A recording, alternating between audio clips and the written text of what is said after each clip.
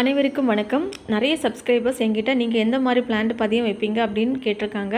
நான் ஆல்ரெடி நிறைய வீடியோஸ் போட்டிருக்கேன். நான் வந்து எந்த மாதிரி ஸ்டெம்ஸில் வந்து பிளான்ட் ப்ரொபகேட் பண்ணுறேன் அப்படின்னு போட்டிருக்கேன்.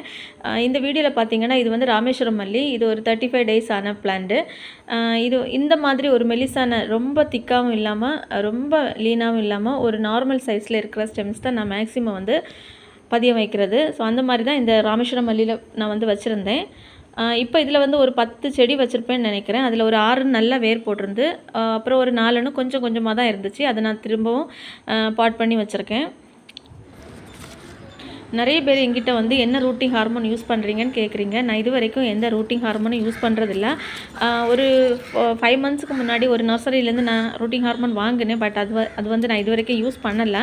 நான் அதை அப்படி யூஸ் பண்ணும்போது அது நான் நல்ல ரிசல்ட் இருந்துச்சுன்னா நான் உங்களுக்கு சஜஸ்ட் பண்ணுறேன்.